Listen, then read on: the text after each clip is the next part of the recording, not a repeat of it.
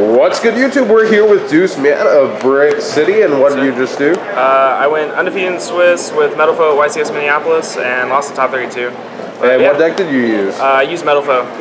Yeah, Fraser Smith happened to get 30 seconds, so one of the toughest matchups coming in is an undefeated. I only played game one, but oh well. Let's go ahead and get into it.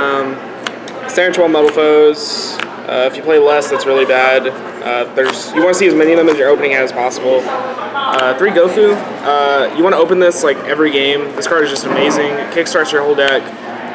It's just really good. Has so many plays with it. 3 Bambuku and Kieran. Those are standard. 3 Eccentric.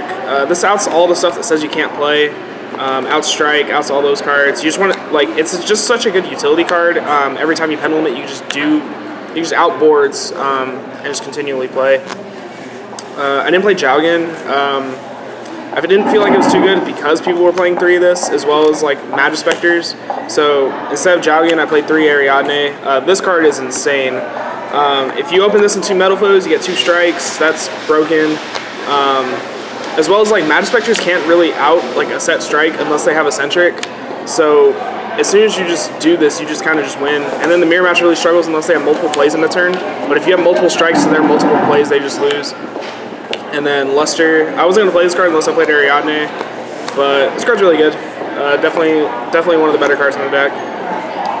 That's all the monsters, spells, triple painful. I understand you can draw multiples of these and it sucks, but this card is just really important to just open every single opening hand. It fixes all of your scale problems. It's a really, really good card, and I do really like playing 3 of it. I sided out one a lot, but the card's really good game 1 just to have your consistency.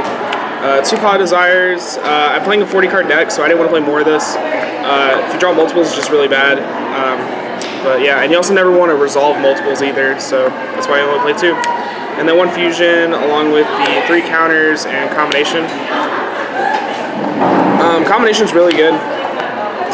Anytime you go off with like your Metalfoes combo, you usually end up setting like, it's usually these 3 that people set. But instead of the 3rd counter, you can make it a combination because you usually break one of your scales to get the extra search. So when you break your scales to get the extra search, you can use the combination to pop it and then just get the scale you're missing instead of relying on your opponent to trigger your counters during their turn. So that way you can still get your scales and still keep playing. So yeah. And then 3 strike and warning for the Ariadne. I didn't play Vanya's Emptiness. I want to go full, like I want my whole trap card line to be searchable, but the card's really good. So I probably should have played that card, but there's nothing I would have cut, most likely. The main deck was perfect. I loved it. Extra deck, I played Zulkin, Crystal Wing, Void Ogre, Ignister, Scarlight. This card like never came up. Actually never came up, yeah. I probably would have cut it. Probably just would have played like a different card. This extra deck's pretty free in space, honestly. You just play like a lot of utility cards that you just might need. Then we play Breaksword and Totem Bird. The only rank 3s you really need. So yeah, you just get massive hands with those. And then Dweller and the Utopia cards. I should have played Castell. That was like a huge mistake. I didn't think I would need Castell. There's like a lot of applications with it. Because both of Castell's effects come into play in this deck because of Orical, because you can flip stuff face down and then Castell double pierce them. So you just get free wins there. But I needed it in top 32 and I lost because I didn't play it because I needed to like play around his counters.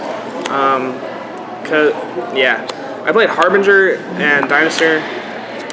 This should not have been in the deck. This card is really good. This card definitely I shouldn't have played. It came up once in top 32. I still lost.